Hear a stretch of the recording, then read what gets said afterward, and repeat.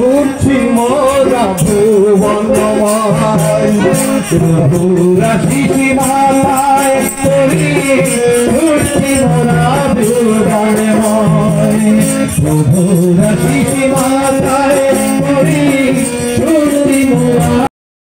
Hello বন্ধুরা, সকলকে আমার আনন্দিত জয়গুরু। সবাই কেমন আছো বন্ধুরা? আশা করছি সবাই খুব ভালো আছো, আর আমি আমার পরিবারের সবাই পরমপ্রিয় দয়া খুব ভালো আছি। তো ঠাকুরের জন্মদিন উপলক্ষে আজ আমরা দুজন স্বামী স্ত্রী যাচ্ছি চিমটা খড়মপুর। তো বন্ধুরা ওখানে গিয়ে তোমাদের সাথে আবার দেখা হবে, আর যতটা পারবো আমি ওখান থেকে ভিডিও করে তোমাদেরকে দেখাবো। তোমরা কিন্তু আমার এই ব্লগটা দেখো সকলকে আমার আনন্দিত জয়গুরু বন্ধুরা। আমাদের কিছু আছে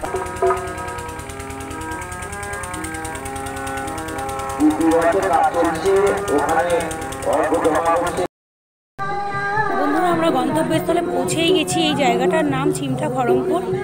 তো দেখো এখানে ঠাকুরের কি সুন্দর করে দোকান দিয়েছেন। অনেক অনেক জায়গায় দেখা যায় দোকানগুলো প্রচণ্ড নিচে দিয়ে থাকে, পায়ের ধুলোও লাগে।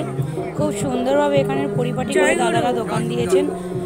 আর সবাই দেখতে থাকো বন্ধুরা, আমি পুরো ব্লগটা তোমাদের সকলকেই দেখাতে চাইছি, তোমরা আমার সাথে থেকো। এই কেন্দ্রটা কোনো এক কারণে 20 বছর বন্ধ ছিল বন্ধুরা। আচার্য দেবের আশীর্বাদে আমাদের বসিরহাটের অখিলচন্দ্র দাদা আবার নতুন করে শুরু করলেন এই কেন্দ্র। দেওঘর থেকে কোনো এক দাদা আসবেন, তাই জন্য ওই বসার জায়গাটা ওখানে করা হয়েছে। আমরা অনেক আগে আগে পৌঁছে গেছি, তাই এখন খুব কম লোক আছে।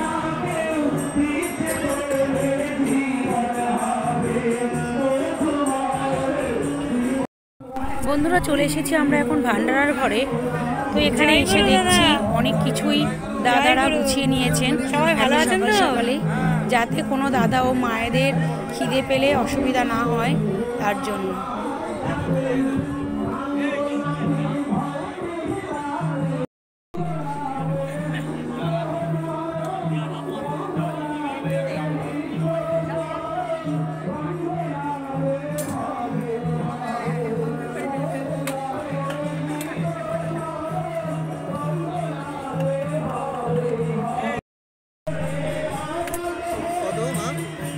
বন্ধুরা আমরাও চলে এসেছি ভোগ গ্রহণ করতে আনন্দবাজারে।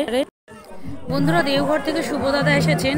তো দেখো বন্ধুরা অনেক ভিড় হয়ে গেছে আসার সাথে সাথে। দাদা ঠাকুরের রাতুল চরণে আমি প্রার্থনা করি আমার সকল দাদা ও মায়েরা সবাই সুস্থ থাকুন, ভালো থাকুন। সকলকে আমার জয়গুরু।